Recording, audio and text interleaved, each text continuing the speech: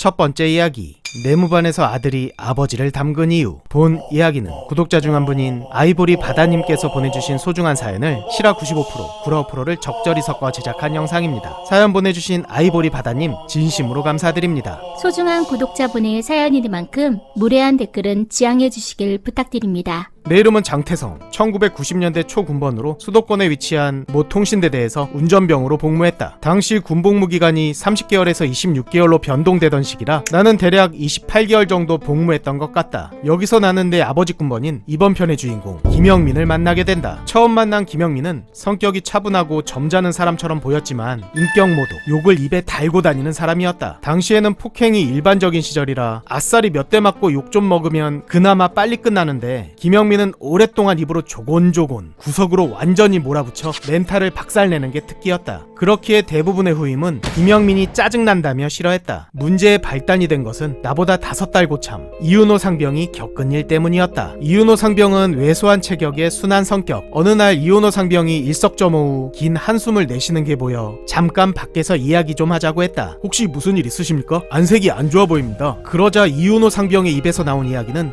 충격적이었다. 소등 후 이윤호 상병이 잠들면 김영민 병장이 자기 위로 올라타 온갖 더러운 짓을 한다는 것. 그래서 취침 시간이 다가오면 겁나서 미치겠다고. 그 순간 머리가 멍해졌다. 아니 이게 말로만 듣던 그 말을 듣는 것만으로도 기분이 더러웠고 참을 수 없었다. 이윤호 상병님, 저랑 자리 바꾸시지 말입니다. 순간 화색이 도는 이윤호 상병. 하지만 이내 어두워지며 갑자기 자리를 바꾸면 고참들이 뭐라고 하지 않을까? 김영민 병장 위는 다 전역해서 박 병장님 한 분만 남았고 김영민 병장 본인은 그런 짓을 한 당사자이기에 아무 말도 못할 겁니다. 다른 고참들에게는 제가 잘 둘러대겠습니다. 안심하고 바꾸십시오. 그제야 이윤호 상병은 안심하는 눈치였다. 겨우 일병 나부랭이인 내가 내무반 서열 순서대로 잠자리가 배정됐음에도 이렇게 강단 있게 나올 수 있었던 것은 시내 운행 위주의 운전병이라 중대원들의 필요한 물품들을 자주 구해다줘서 인심을 꽤 두텁게 얻었고 무엇보다 좀 험상궂게 보이는 외모라 실제로 선임들은 내게 깡패라고 별명 붙여 부르고 있었다. 지금 생각해보니 김영민은 만만해 보이는 후임에게 유독 가혹했던 것 같다. 아무튼 오래되어 정확히 뭐라고 설득했는지 세세히 기억은 안 나지만 고참들에게 적당히 둘러대고 이윤호 상병 자리에서 취침했다. 그날 밤 김영민은 내게 손끝 하나 대지 않았다. 그 후 이윤호 상병은 내게 정말 고맙다며 항상 잘해주었다. 그렇게 조용히 흘러가는 듯 했는데 결정적인 사건이 일어나게 된다. 당시 내무반에는 돈이 자주 없어졌고 범인을 특정하지 못한 상태가 지속됐었다. 지금이야 카드로 쓰겠지만 당시에는 현금 박치기라 대부분 약간의 현금을 인출하여 지갑 혹은 관물대 깊숙한 곳에 짱 박아두고 쓰던 시절 거의 모든 내무반 전우가 적든 크든 절도의 피해자였다. 그러던 어느 날 오전 운행이 예상보다 일찍 끝나 내무반에 들어서는 순간 남의 관물대에서 지갑을 뒤지던 김영민 병장과 눈이 딱 마주쳤다.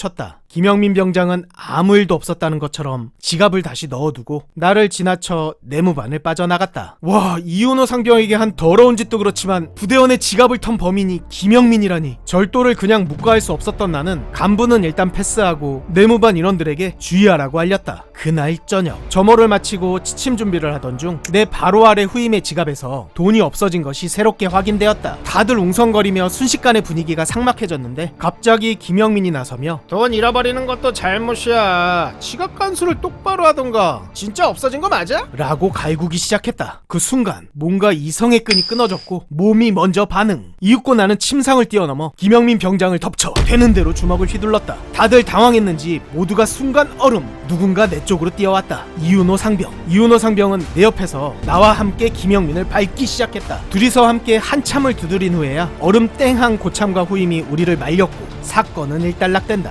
일반적인 상황이라면 나와 이윤호 상병은 폭행죄로 영창을 피할 수 없었을 것이다. 그게 아니더라도 아버지 군번 선임을 담갔기에 다른 고참들이 나를 가만두지 않았을 것이다. 하지만 그 누구도 내게 잘못했다든지 혹은 잘했다고 말하지 않았다. 오늘의 사건은 마치 아무 일도 없었던 것처럼 내무반 문 밖으로 새어나가지 않았다. 그 일 이후로 김영민 병장은 쥐죽은 듯이 조용히 생활하다 저녁반 같은 환송식도 없이 도망치듯 전역했다. 그리고 내가 전역할 때까지 도난 사건은 한 건도 벌어지지 않았다. 30여 년이 지났지만 그 시절 그때가 가끔 떠오른다. 그때 나는 왜 김영민 병장을 향해 주먹을 썼을까? 있었을까? 내 돈을 잃어버린 것도 아니고 내가 피해를 본 것도 아닌데 저놈이 한 더러운 짓거리에 대한 대가를 치르게 하고 싶었던 걸까? 지금 생각해보면 혈기왕성하던 시절이라 가능했던 것 같다. 90년대 초였기에 가능했겠지만 설령 영창이나 다른 불이익을 받았다고 해도 나는 절대 후회하지 않았을 것이다. 김영민 병장, 어디서 어떤 생활을 하고 있을지 모르겠지만 인과응보는 반드시 있으니 평생 반성하는 마음으로 착하게 살길 바랍니다. 두 번째 이야기, 남양특집 군대에서 귀신과 어깨동무한 이야기. 본 이야기는 구독자 중 한 분인 불사대님께서 보내주신 소중한 사연을 별도의 각색 없이 제작한 영상입니다. 사연 보내주신 불사대님 진심으로 감사드립니다. 내 이름은 노영록. 나는 옛날부터 귀신이나 괴물, 영적인 미신 같은 걸 전혀 믿지 않았고 남들 다 경험해보는 가위나 귀신 나오는 악몽 같은 것도 꾼 적이 없었다. 그러던 중 2010년에 입대, 수도권에 위치한 군수지원부대로 배치받았다. 짬 없을 때 경계근무 부사수로 들어가면 보통 사수와 함께 썰을 풀면서 시간을 때우는데 몇몇 선임들은 나에게 우리 부대 전통 귀신썰 같은 걸 여러 개 풀어줬고 흥미로웠기에 머릿속으로 잘 간직했다. 그렇게 무난하게 군생활했고 짬을 먹어 상병 말 무더운 여름이었던 어느 날 여느 때와 같이 새벽 경계근무 사수로 투입되었다. 그래도 한여름이니까 선임들에게 전수받은 부대의 귀신 썰 같은 걸 부사수에게 이야기했다. 부사수 또한 자기가 알고 있던 공포썰을 이야기하며 시간을 보냈고 약 1시간 정도 지났을까. 아무리 열대야라지만 새벽임에도 바람 한 점 없이 너무 무더웠다. 그렇게 썰을 풀다 지쳐 잠시 한숨을 내쉴 때 문득 아이디어 하나가 떠올랐다. 귀신은 보통 차가운 이미지니까 내 근처에 오면 시원하지 않을까? 그래서 부사수에게 야, 옛날에 그런 거 들어본 적 있냐? 산 사람이 귀신 얘기를 하면 주위에 있던 귀신들이 자기 얘기하는 줄 알고 몰려든다는 거. 들어본 적 있는 것 같습니다. 그리고 귀신 얘기 끝나면 막 이래 어깨도 털고 그랬잖아. 예, 맞습니다.